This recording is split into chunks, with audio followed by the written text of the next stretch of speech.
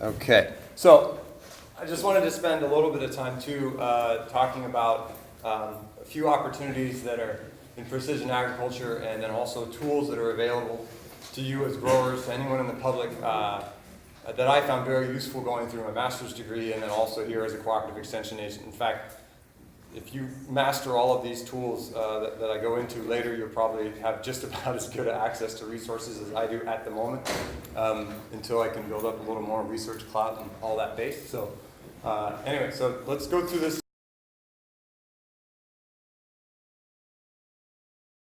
a little bit. I'll keep it quick. Drones.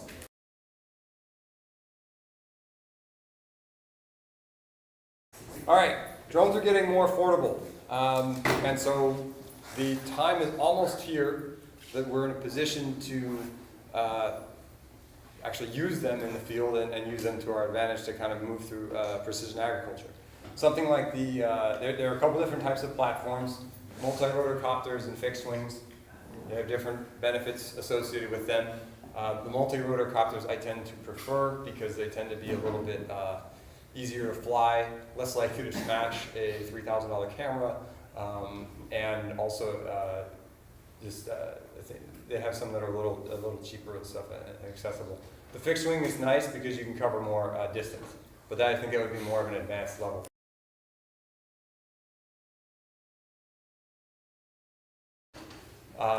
These are, again, a couple platforms just to show you the diversity in price. 3D Robotics Solo 3X, and I'll put all this up on the web too. You guys can, I'll post this to the blog, and we'll also probably have it on the website for Yolo County. That's about $400 with a gimbal and a backpack. The backpack being the attachment that allows you to attach the camera. The DJI Inspire Pro 1 is really awesome. It's got long flight time. It's got more of a payload. About $3,000 to $5,000. The way I envision drones, though, is, and our program moving forward, is I kind of want growers to be able to invest in a drone and a camera and some software, and just it be like a tractor. Like, it's just a thing that you have. You don't act like have a long-term subscription and service and all these other people trying to get in your pocket. And getting, with this price range, we're kind of getting closer to that. So it's kind of exciting.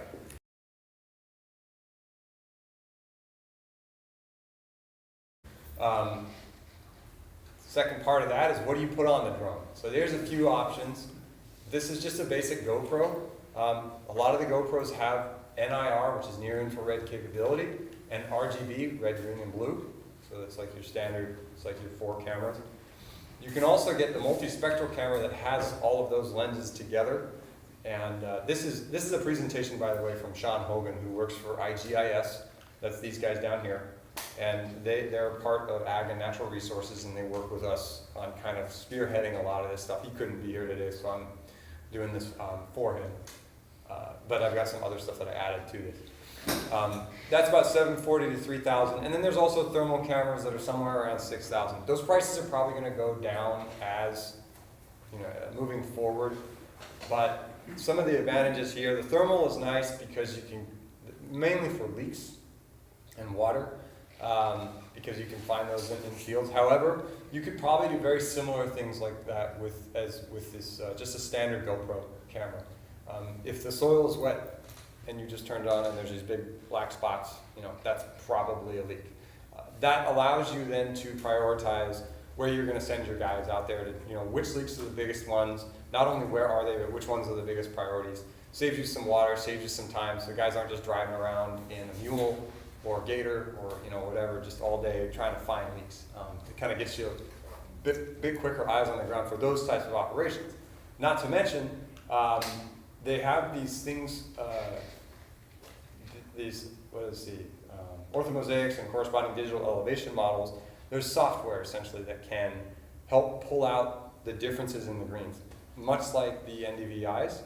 But even just looking at, there are different softwares and things that you can run with drones in this software to kind of give you, to help tease out the differences between a stressed green and a healthy green, or even a weed green and like the target crop that you're growing green.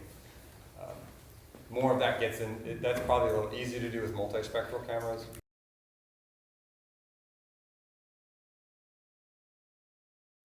anyway, so we can talk about that more later. This is essentially how that works. And this is the NDVI, which you're taking near infrared minus red, near infrared plus red. That essentially allows you to, like I said earlier, tease out these differences. Here, looking at this, this has just been emphasized. You normally might not see this. This might all look green, right? But now you've got an idea. We've got some weakness here. This is a little bit, this area is a little weak. Here, this might be like a leak, actually, because you've got some stress throughout. It's kind of consistent with a drip line. This might be a soil thing, right? So then you as the growers have the expertise to be able to solve those problems. But this is just a diagnostic tool to help you get to that point.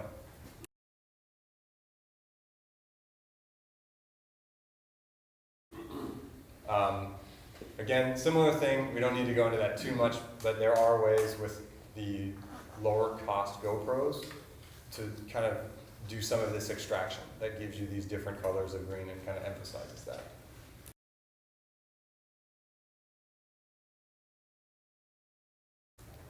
Photogrammetry is another option that's available. This is where we're using this a lot for canopy mapping and mountain ranges and whatnot. But essentially, you're taking a series of photos, a lot of times with a plane, but you can also do it with a drone, and then stitching those together to get you 3D images of what's going on. That might be useful if you're doing leveling, if you're trying to figure out how you're going to run irrigation projects or kind of surface water delivery. That might be something that becomes useful, but it is a little bit higher level.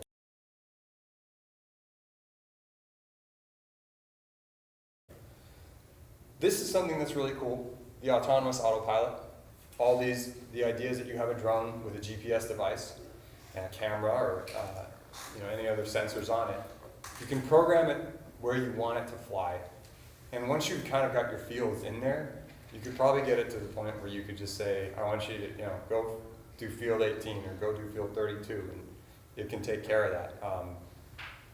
Giving you the ability to kind of monitor your fields from 400 feet, 300 feet, a couple times a year.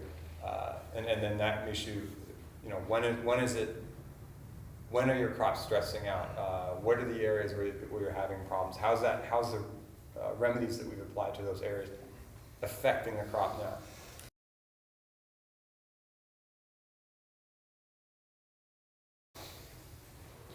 This is another example that they have from IGIS where they did land cover classification, but this with higher resolution and with the right kind of camera, I envision you being able to do this where you find where weed populations are higher, right? In this photo here, they've taken this photo and they've pulled out, basically these little red dots. I don't know if you can see them. There's lots of little red dots actually in here. That's cow poo, kind of spread over rangeland. And then you've got the green as your trees and the yellow as your grass.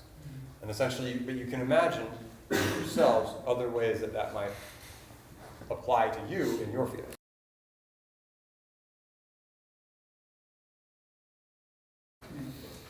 Of course, regulations, there's plenty of them. You have to register. There are FAA penalties. You have liability. We remember when we were fighting fires here in Berryessa, and people were flying their damn drones all over the place and how annoying that was. Same kind of concepts and principles here. You do have to take a remote pilot knowledge test to get to that point. So this is if you have an operation, you have someone that you are confident that you could designate that to do, that they could kind of take that on and they would be the point person for that, for your drone operations.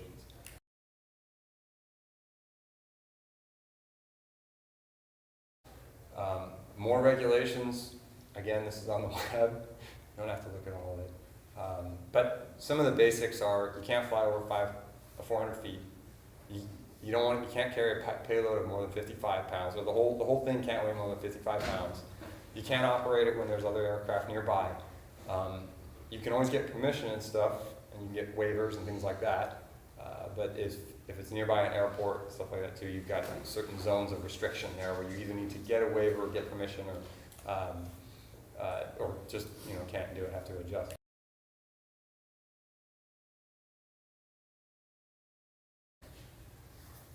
This is more about the registration. It's a fairly straightforward website. You can register your aircraft online, and here's the address for that. Again, I'll put this on the web. If you guys are really interested, you're probably going to want to have to go through this anyway a little bit more. But there are obviously.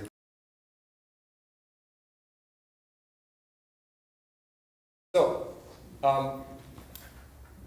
so I wanted to take this time to brainstorm again on ideas for how we could use this in our fields. But I'm going to keep moving forward. But in the meantime, why don't you guys think about that too? Some ways that you could potentially use drones in your fields with some of the questions that you might have associated with that, right? For different applications. So, and then we'll talk about that just at the end briefly, okay? Is that cool?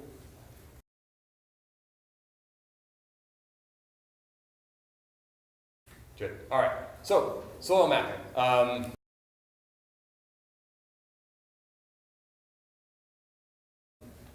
This is the second part of this presentation. Here's some basics. There's a couple methods here. The EM38 is up on the left, the Varus units on the bottom, and the Geometrics own mapper, which is the resistivity units on the right.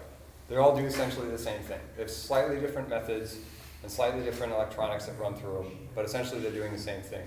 I would encourage anyone who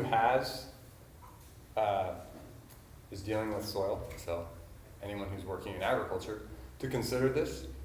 This is a one-time investment, and it's your number one baseline for a lot of the troubleshooting that comes, whether it's nutrient or irrigation or any other kind of stress or even pest pressure and stuff like that. A lot of that can be related to the soil in many different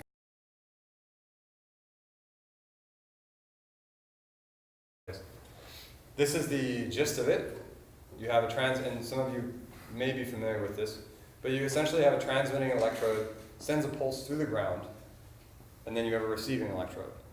When that pulse gets to the receiving electrode, the voltage has changed, the timing has changed. All of that difference allows you to gives you, that difference is affected by the soil type, right? Whether it's a sand, a silt, or a clay. And that difference is also affected by the amount of water in the soil, which means it's important to do these things at the same time of year, or then to kind of mesh them up like you look at one field at a time, because if you do a field in the winter and then you do the next field in the summer, your readings are going to be different. But there are ways to put those together where you can just kind of calibrate and adjust. But that's essentially what it is. You're sending a signal and you're looking at what changed. And the environment that signal went through is what causes that.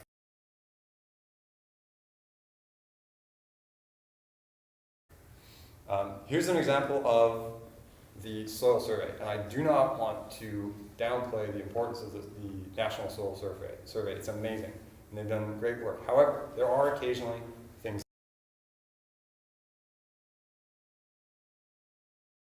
that come up short. If we zoom in closer, this was meant to be a vineyard. I used to work in viticulture for a little while, and we did a lot of soil mapping as a soil scientist. This was one of the plots that we did. You can see here is the line between the two soil series designations by the map, by the soil survey.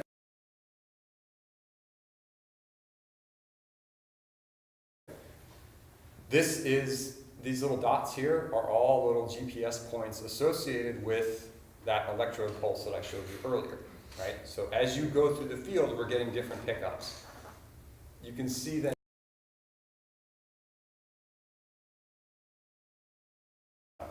Okay, so at the 1 meter, what we have here though is, this is an example, this would be a low resistivity, so this is your clay, and over here this is something that is not a clay. It is less than a clay.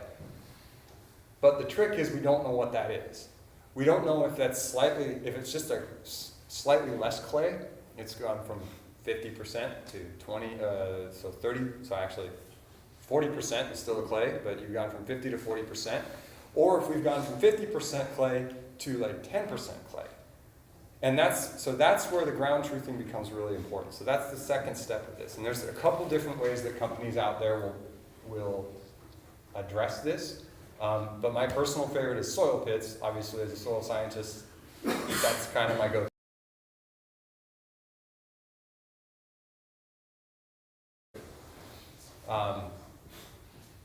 Okay, so we've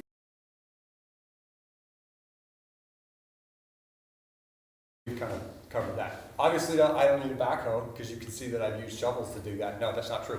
I use the backhoe because it's a lot of work getting down there. But it's worth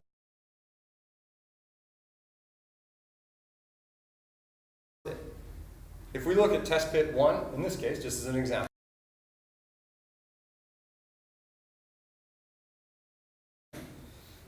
you've got a clay loam topsoil over a clay subsoil, and then you can then pull up the chemical analysis for 1, 2, and 3. That's something that's harder to do with a probe. Probes sometimes get jammed up when they bore in. They don't always like get a clean shot, so you're getting more of an aggregate. And sometimes you're missing these lower layers. Not always the biggest problem when you're dealing with short, crops that have a fairly shallow root system. But if you are like looking at purchasing land, for example, and there's a hidden potential for like a water table that's going to drown your garbanzos, for example. You've got this nice loam, but then you've got clay, and then your garbanzos are struggling.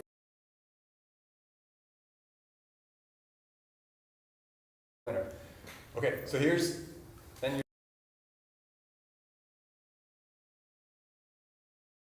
second pit, a loam topsoil with a foundation of very gravelly, coarse, sandy loam. Physically and okay, so it's physically and chemically different. We're dealing with different parent material here. And also, good point, gravelly. It's got clay in it. It still has a clay it's kind of a borderline clay texture. But you have gravel in it that throws off that signal. So it thinks it looks kind of like sand, but it's not. So that's why it's really important to kind of get that ground truthing out there and actually see what those colors mean in your map.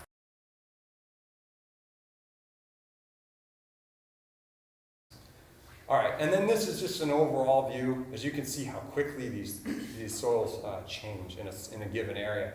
And in some cases here, we're actually quite different. We've got this band running through here, and our soil series are actually quite off in terms of their texture designation. So just a few things to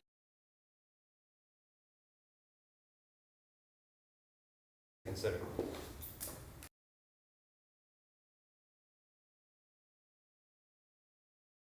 All right, so here's an example of what you can do with your soil analysis. You get like site 7 and site 8, like our 2 pits. And then you don't have to worry about too many of the numbers, but some of this stuff might be, well, in site 8, I've got a slightly lower pH. So maybe if I line this area, I might just want to, I'll do 5 tons per acre over in the southwest, and in the northeast I can actually ramp it up and go to 10 pounds the acre or something like that. So you can kind of do a little bit of that precision ag. And also John Deere is developing variable rate spreaders and different things like that too for other types of fertilizers or nutrient amendments and things like that. So this is where we can start being more precise and wasting less once we get over the hump of all the initial expense of the equipment. So.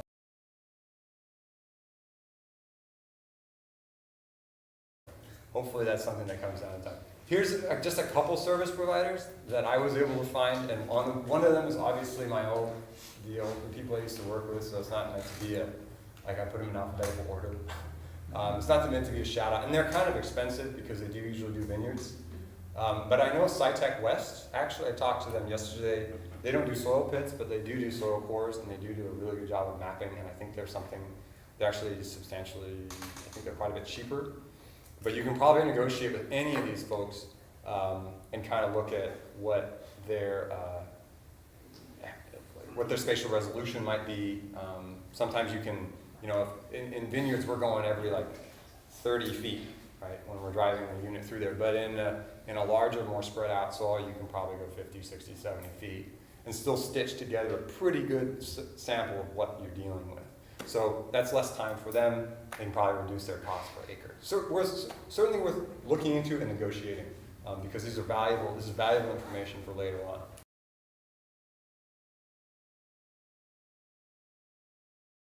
on.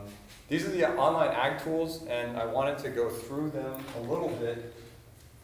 But again, I will keep this up here, and I will just encourage the curious among you to go and check this out. These are things that I've picked up over the years as a master's student at Davis, and I think they are my #1 go-to resources for most of your questions. Some of that's going to come down to me talking to other specialists and whatnot, but this is a great baseline and a great place to start. UC-A&R has tons of blogs, more than you can shake a stick at. In fact, more than you probably need. But you can register your email on any of them and subscribe to any of them and get kind of weekly updates, or not weekly, whenever there's a post, they'll send you a little notification. And in something like my blog, that's probably going to happen like once every month or so. So it's not going to be like an inundation of stuff. And most of the stuff we write about is going to be relevant to you in some way, shape, or form. And I know that there are plenty of like, I don't know, whoever bombards you with emails, with questionnaires and sales and all this other stuff. Ours is probably a little bit more relevant, at least in some of those. UC IPM is also an excellent resource. It talks about, especially if you go to the website, you have these 4 panels. Agricultural pests, you can look at whatever your crop is.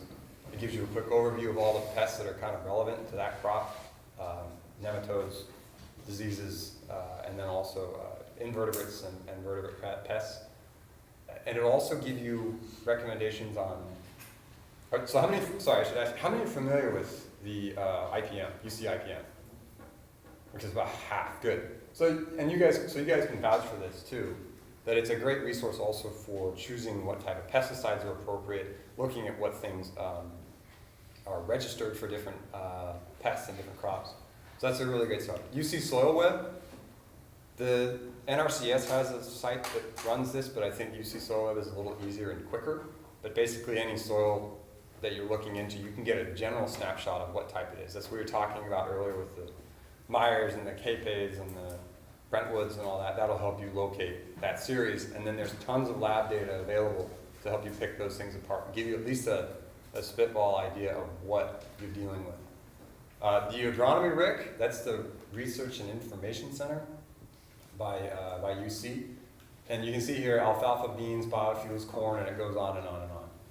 Great resources too for just kind of your production manual style. We're also looking for ways to integrate these resources with blogs that are relevant, that our cooperative extension people are actually putting out there. CDFA fertilization guidelines. The key here is knowing the word guidelines, being that in the search terms, I was looking for fertilization recommendations, and I didn't know CDFA, and I was like UC Davis, so it took me a while when I was a student at one point to find this website.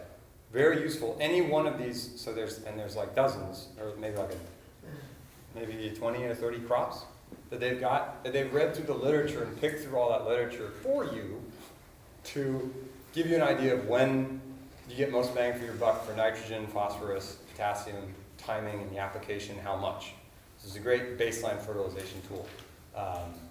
And then you can always talk to me about those things too if you have questions and we need to dig deeper. And lastly, the UC Weed ID tool. It's part of UC IPM up on the top there, but that's a great way to start. Like if you're looking at weeds and you don't know what they are, by all means, send me a picture or like bring them in. That's what we're here for. But if you're feeling introverted or I'm annoying, you can just look them up yourself. And usually you can find, I've been able to find about 85% of the weeds I've tried to identify through that. It starts with a broadleaf or a grass, and then you kind of have to look through like the main components. Do they have pinnately lobed leaves? But they've got nice big pictures for you to kind of help you sort that out.